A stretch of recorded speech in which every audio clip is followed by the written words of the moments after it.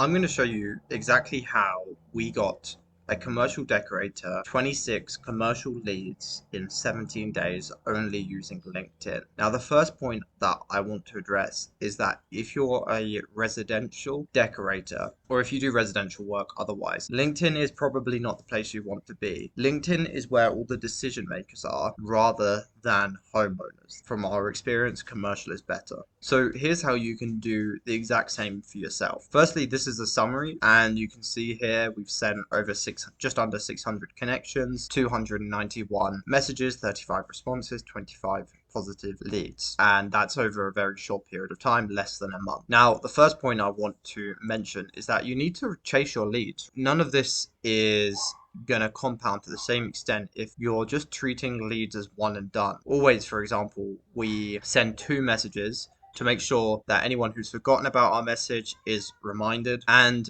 even if someone responds but doesn't result in a call or getting their email, we'll still follow them up, we'll add them to our list, and we'll follow up with them in a week or two. So here's the example of one of the messages we've sent. Hi Mark, with your own painters and plasterers on the book, does capacity ever get stretched enough that you bring an extra team in to keep plots moving? Now, the main point with this is you need to open up with their problem. You can see I've focused on them, not myself, not what I want. And they probably think, oh yeah, that is the case. I am stretched and I do need a new team to keep things going. Now, obviously, we do need to talk about ourselves, so then we get onto the next section. We're a decorating contractor covering the Midlands, used by builders as overflow cover on new build and refurb schemes. So here you can just add a bit of detail about exactly what you do and how you solve the problem that you just set up. So you want to present a problem and then present yourself as that solution. And then here's the call to action. Now, the call to action I recommend is always going to be a phone call, because that's where most of these get converted into jobs.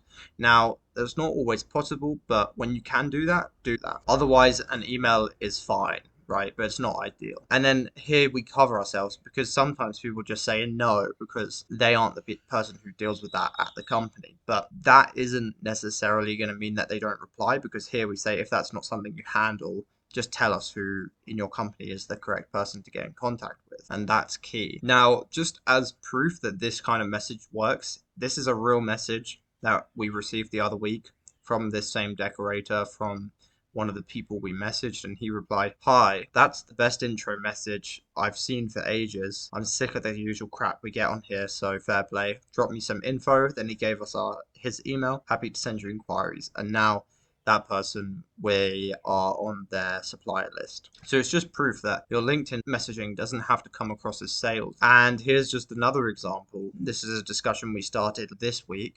And yeah, we have potential project available. Are you able to provide a costing, provide a quote? And now our client has a call with this person's boss, and they can take the tender forward. And this is what one of our clients responded: "Thank you, seen some of the conversations.